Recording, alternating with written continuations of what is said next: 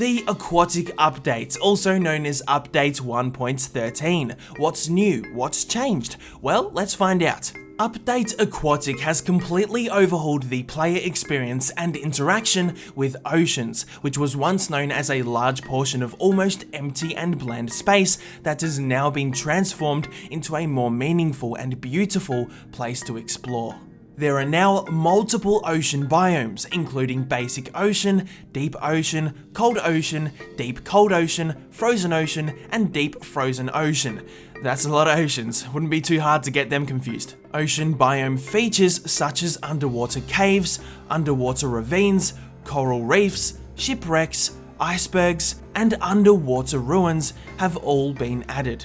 Each ocean biome has been given a temperature depending on its location, which will affect what spawns in the ocean, how things spawn there, and which blocks and items generate. Now, when you dive into water, your eyes will take a short while to adjust, enabling you to see further through the murk of the water. This process takes approximately 20 seconds to fully take effect. Your visibility when underwater has been changed, and depending on what type of ocean you swim in, the color of the water will change. Using the sprint button when underwater will now cause you to swim much faster, complemented with a nice new swimming animation. Shipwrecks and ruins have a chance to contain treasure. If you see a chest inside one of these structures, there's a good chance it could contain some nice, rewarding items.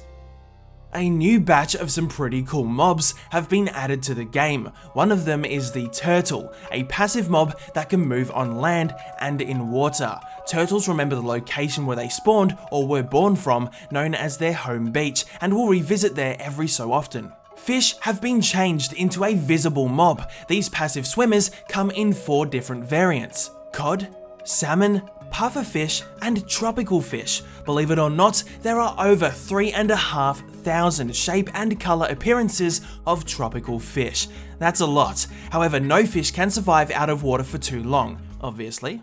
Using a bucket on a fish will capture that respective fish in the bucket. Using the bucket again will respawn the fish where it's been used, as well as pouring out the water. Pufferfish, like other fish, are passive, but get too close to them and they'll expand, activating their defenses and potentially poisoning their foes for a short time.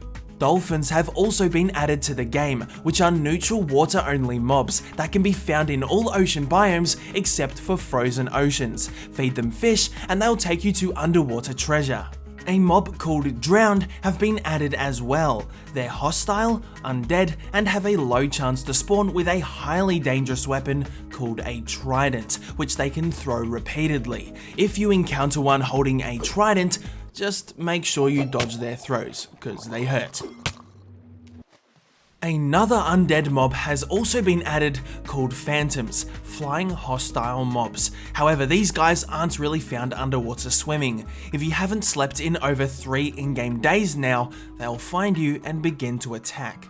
The Aquatic Update has also introduced a whole bunch of brand new items. One of the most prominent items you'll notice immediately is kelp, abundantly found underwater. Smelting fresh kelp will turn it into dried kelp, which can be eaten very quickly to restore hunger. Combining 9 dried kelp will create a dried kelp block, which is a super efficient source of fuel for a furnace. Seagrass is another common item you'll see quite a bit. You can obtain it by cutting it with shears or by using bone meal underwater. You can feed seagrass to turtles for them to breed. Yep, our first official underwater kelp and seagrass farms have finally been introduced. Sea pickles are items that emit light when underwater. They generate at the bottom of warm oceans and can also be found on top of coral blocks.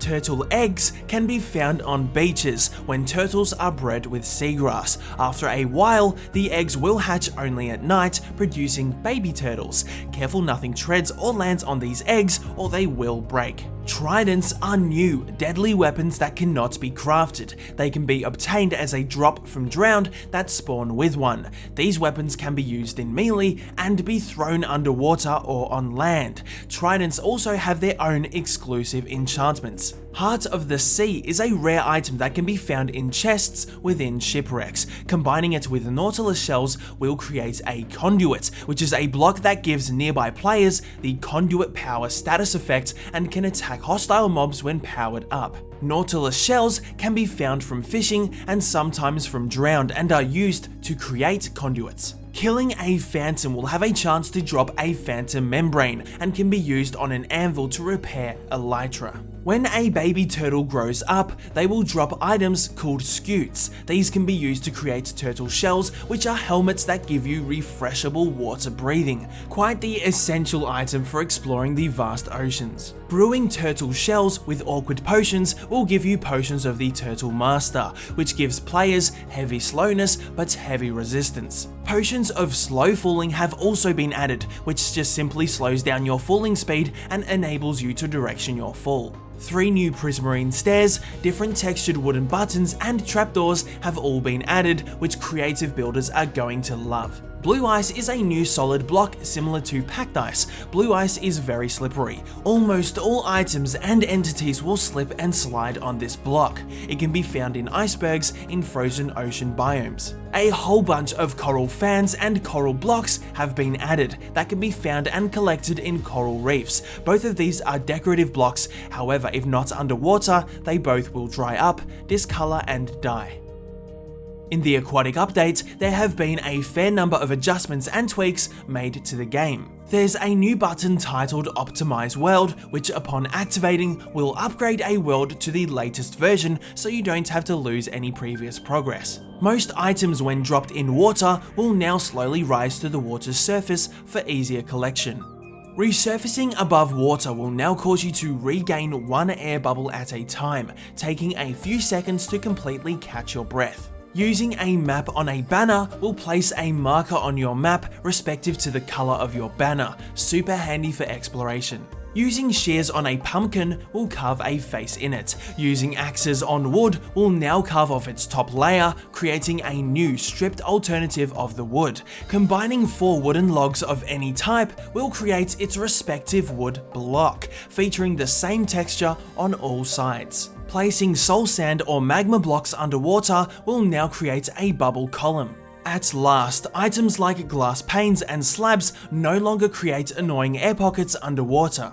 All undead mobs now sink when in water, except for drowned, which can swim slowly. Phantoms don't necessarily sink, but struggle to rise up when in water.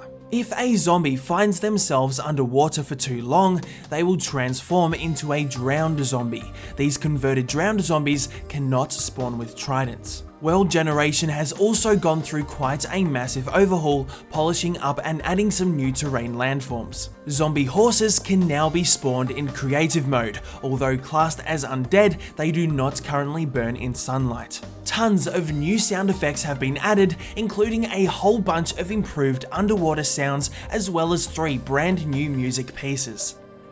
Well, how about that? The aquatic update has come out firing with loads of new stuff to get your hands wet with. This video obviously touched over the main changes and features briefly. I will be starting episodes that go into much more detail about the new features, which will all come very soon. Oh, and I almost forgot, there was also one thing they removed in this update: Herobrine.